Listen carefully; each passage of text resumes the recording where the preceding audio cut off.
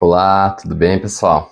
Então, hoje o vídeo de hoje, tá? Eu quero trazer uma reflexão e uma visão quanto ao usando como base, né, todo esse assunto aí em torno do Dalai Lama, né, e do pedido dele ali para a criança, né, chupar a língua dele. Me parece que foi isso que disse, né? E acabou que gerou uma repercussão muito grande em todos os lugares. E eu queria usar isso aí como base no vídeo de hoje para falar sobre alguns assuntos de como a gente funciona, né, e dos cuidados que a gente tem que ter, principalmente quanto a questões de filosofias, de religiões, tá? O que que acontece? Eu vou fazer um pouco o paralelo do budismo, tá, com o cristianismo, em função de que a gente tem um conhecimento maior aqui do cristianismo do que do budismo, tá?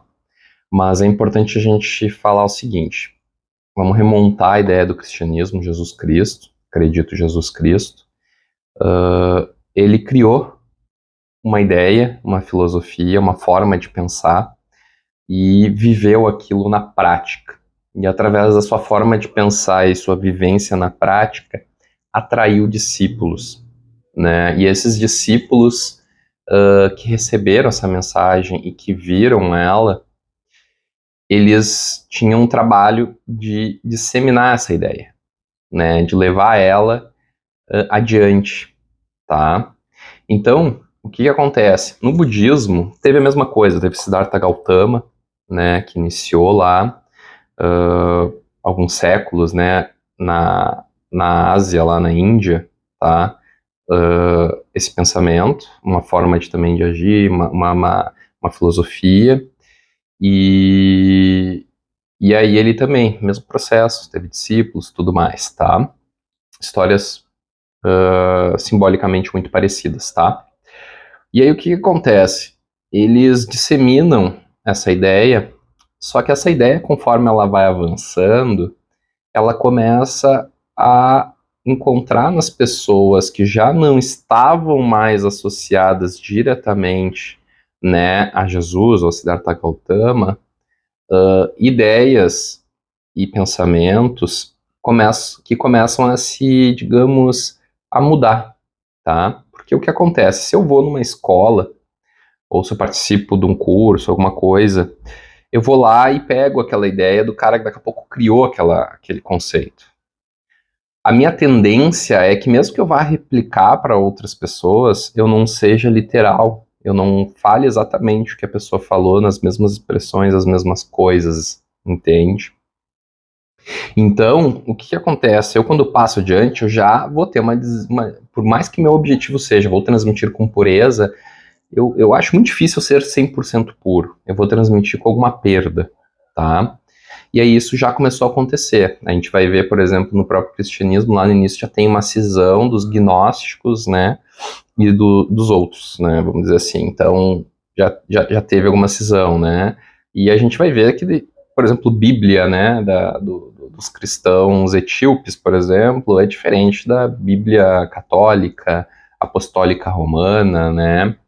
Então, o próprio cristianismo ele vai se ramificando porque pessoas começam a achar que Jesus disse isso e agora eu tenho contato com ele, então eu interpreto melhor ele e quero colocar ele para dentro de uma vida, então começa a ter pequenas distorções. O que chega no hoje, que com certeza o cristianismo que a gente tem hoje não era o cristianismo da sua origem. Mesma coisa eu falo do budismo, porque o budismo teve as mesmas coisas. O budismo teve lá uma primeira cisão, né, dos kalpa ali, do amarelo e vermelho, né, o Dalai Lama, inclusive, ele é do amarelo, né, se eu não me engano, até pela roupa. E aí, ali, por exemplo, isso aí já é uma cisão na época do Tibete, já, que já saiu da Índia e depois foi para o Tibete, né. Então, com certeza, talvez ali já tinha uma divergência já do budismo original, tá? E o que que acontece? Qual que é por que que eu estou dizendo isso, assim, tirando o preciosismo aí?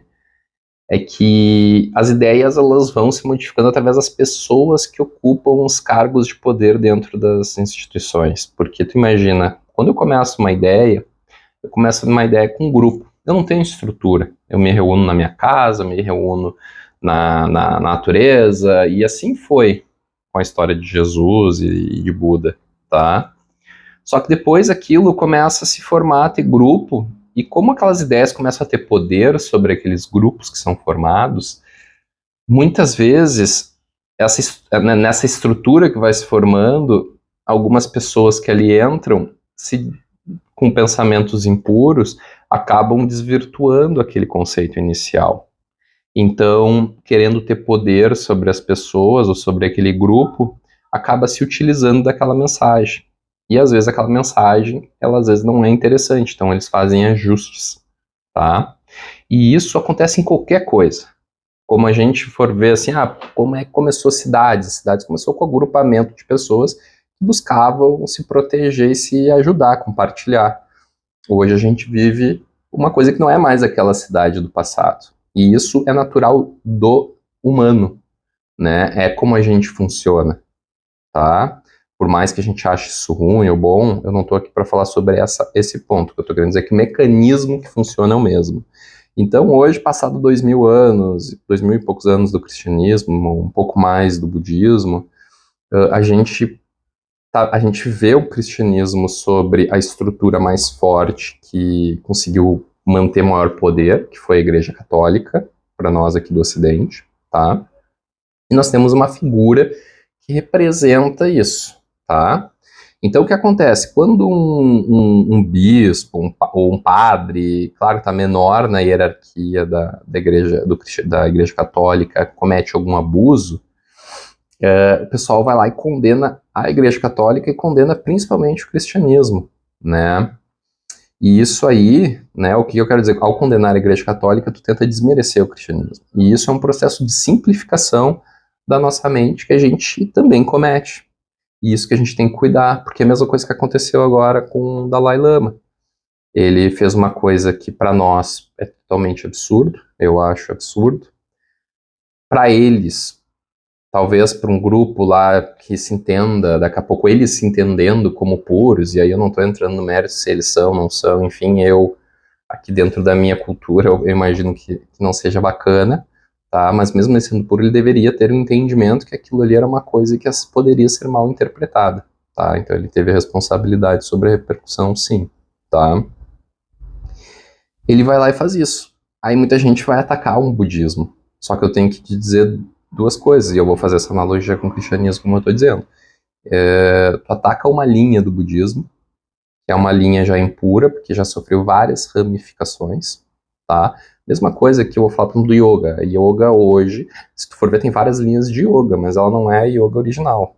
Ela foi mudando, porque cada um, com a sua cabeça, foi incorporando coisas que achava interessante. Então, a essência, ela se perdeu. Não estou dizendo que não funciona, tá? Só estou dizendo que não é a yoga original. E não existe uma yoga, existem várias yogas, tá? No budismo é a mesma coisa. Tanto que a gente vai ter lá a linha outra que é muito forte, além dessa da Lama, é atualmente, né, é o Zen budismo. Né? No Brasil tem algumas pessoas que são referência, porque ele ganhou força no Japão, o Zen budismo, tá? E depois ele foi se lastrando. Mas também esse Zen budismo, o próprio nome, é Zen budismo. Ele não está dizendo que ele é um budismo já com alguns aspectos, né, alterados. E aí o que eu quero te dizer? A gente, quando pega e vincula um líder à ideia, né, não funciona. O único líder que a gente pode vincular à ideia é o cara que criou aquela ideia, tá? Ou seja, Jesus, no caso do cristianismo, Buda, no caso do budismo.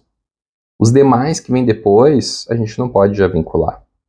As ideias, elas são puras, elas são conceitos, elas são filosóficas no sentido de a gente buscar aquele conceito no nosso dia a dia, na verdade que a gente vive, né? E aí ela existe para isso, para a gente ir buscando coisas melhores, né? Só que a gente tem que começar a estudar e a viver o conceito, não as estruturas dogmáticas, seja a estrutura de escola budista ou seja a estrutura de escola católica, né? Porque como eu falei, a católica é a estrutura que prevaleceu para nós aqui no Ocidente. Não quer dizer que ela seja mais pura e nem é mais verdadeira, ela simplesmente a que conseguiu deter mais poder ao longo do tempo para se perpetuar. E como é que se conquista o poder para se perpetuar? Através de uma organização, de uma estrutura. E aí, quando tu monta uma organização, uma estrutura, precisa de pessoas. E também, quanto mais tu ganha poder, mais tu atrai pessoas que querem o poder. Então, essa linha ela é muito complicada. Por isso que muitos vão dizer, pensadores antigos que eu já li, antigos eu digo milenares, eles vão falar que, e isso aqueles que são os que fazem previsões, né, Nostradamus, entre outros, que são caras antigos, eles preveem as quedas das religiões por causa disso, porque a religião ela começa a fugir da sua essência, porque ela começa a se hierarquizar. É a mesma coisa hoje em dia, se a gente for pegar para negócios, né, uma startup vira um grande negócio, ela perde a essência dela lá do início e vira uma outra coisa, porque começa a encher de pessoas que não estão lá por causa daquela essência, mas sim por causa do que elas podem alcançar dentro daquela estrutura. Entende? Então, assim, o que eu quero dizer? Os pensamentos, as religiões, né, que são a religião não como dogma, que hoje a religião é interpretada como dogma, mas ela não é dogma, né? Ela vem de religar, eu já falei isso em vídeo, que é a questão de buscar o contato com algo maior, né? Isso é a religião. A gente deve continuar sendo praticante das religiões, mas não das estruturas ou dos dogmas como elas apresentam. Os dogmas nada mais são que uma simplificação da ideia original. Só que o problema é que os dogmas são feitos por pessoas. Então, são pessoas que interpretam de acordo com o seu interesse e com o seu objetivo. E aí tu perde, nesse caso, muitas vezes a essência. É o caso que eu falei da yoga. A yoga, ela era trabalhada para conseguir fortalecer o corpo com uma meditação, mas para te conseguir alcançar níveis maiores de consciência. Ou seja, e esse nível de consciência maior é a saída do corpo. Só que hoje a yoga, por exemplo, é a concentração total no corpo. Tem uma yoga, por exemplo, que é muito forte no Brasil, que ela privilegia o corpo, sendo que o objetivo inicial dela era ao contrário, né? Então, o que eu quero dizer é que os rituais, eles vão acontecendo porque eles vão sendo formas de explicar para as pessoas de uma forma simples a ideia. Só que, ao longo do tempo, conforme o tempo vai passando e umas pessoas vão passando para as outras, acaba ficando só a simbologia e acaba ficando só o ritual. E a gente esquece da essência. Caso foi agora, Páscoa, eu fiz um vídeo sobre isso. Ficou os rituais. A essência da Páscoa a gente perdeu, né? E tem várias civilizações que falavam sobre a Páscoa, tá? Então, eu queria pegar esse caso do exemplo do Dalai Lama, tomar só um golinho de café aqui, para falar sobre essa questão. Se tu acredita em algo, eu me considero aqui, eu falo abertamente, tranquilamente, me considero um universalista, né, espiritualista, no caso que é o nome hoje atual, né, que se usa para o quê, né? Eu acredito que tem algo maior. Acredito nas forças, como eu já coloquei em alguns vídeos. Não compactuo com instituições religiosas, tá? Por causa dessa questão que eu falei dos dogmas, etc. Eu acho que restringe o nosso pensamento, a nossa forma de ver as coisas, nos faz caminhar para um lado e esquecer o resto. E eu, pelo contrário, como eu busco isso, já estudei várias teogonias, né? Estudei algumas teologias e estudo filosofias ocidentais, né, através dos pensadores gregos mais clássicos, mas também como orientais. Eu percebo que existe, principalmente nos antigos, essa união de pensamento. Essa união que eu quero dizer na forma de pensar, a base delas eram muito parecidas. As alegorias, os símbolos eram diferentes porque cada sociedade, por exemplo, o cristianismo que surgiu no lado ocidental, né, o budismo no oriental, existia culturas diferentes nos locais. Então a forma de representar aquela ideia ela era diferente, né? E aí é importante isso. Se tu acredita, né, se tu é cristão, vai ler a Bíblia direto e tenta buscar uma Bíblia o menos traduzida possível, a forma mais antiga, mais pura possível, mais livre de interpretações de alguém. Claro que hoje é impossível, 2000 anos passaram, a gente recebeu já interpretações, não existe, né? Mesmo quando a gente pega um escrito antigo, quando traduz, já tem ali alguém traduzindo, alguém colocando, mesmo que inconscientemente, ideias ali dentro, né? Mas que pegue essa e estude diretamente. Porque o próprio Jesus já disse, tu não precisa de uma religião nem nada, tu pode fazer o caminho direto com ele, né? A gente tem esse poder. Então vai lá e estuda, busca, seja um filósofo, não precisa ter diploma, né? A filosofia é muito mais antiga do que a graduação de filosofia, né? Os filósofos são os buscadores da verdade, ou seja, aquelas pessoas que estão sempre buscando entender as coisas. E o grande barato é que quanto mais tu busca entender as coisas, quanto mais tu abre tua percepção, mais tu vê que tu sabe pouco. E por isso que é um buscador da verdade, não é o filósofo não é o dono da verdade. Ele sabe que ele está longe da verdade, mas ele quer ela. Ele quer buscar ela porque ele vê que aquilo lá vai fazendo sentido, vai preenchendo algo maior do que o nosso estado físico, né? Então faz essa busca, seja no budismo, seja no cristianismo, seja em qualquer outra linha que te faça ser uma pessoa melhor, que te estimule a ser uma pessoa melhor, que te estimule a ver as coisas de uma forma coletiva. Então, assim, o que eu quero dizer é que muitos dogmas hoje de algumas religiões, elas são seletivas, elas são excludentes, elas colocam as pessoas contra as outras. E isso não existe. Isso é coisa da cabeça do ser humano. Isso aí não está em nenhum preceito da antiguidade de forma pura. Isso são interpretações que as cabecinhas nossas, que são muito complicadas, e quem acompanha o curso, a Jornada da Sua Vida, começa a entender, né, que eu trago ali exemplos de ilusão da realidade, tá? A partir de experimentos da neurociência que eu estudo, né, a partir de pensamentos filosóficos e psicológicos, tá? A gente começa a perceber que as coisas são muito diferentes do que a gente imagina. E como que a gente polui tudo isso. E aí a gente começa a ficar um pouco mais aberto para opiniões diferentes, opiniões alheias, mas opiniões alheias e diferentes que buscam o bem, não a crítica que só busca o mal. Esse foi o vídeo de hoje que eu queria trazer para a gente fazer essa reflexão. Espero que tenha ajudado você de alguma forma. Se não ajudou, tu também não estaria até agora no final, né? Mas se tu curtiu aí, né, dá um joinha. Se tu acha que pode ser interessante para alguém, compartilha e se inscreve aí no canal se tu acha que esse tipo de assunto te agrada e de vez em quando faz bem para ti parar para pensar e escutar. Que aí tu pode acessar aí quando sai vídeo novo.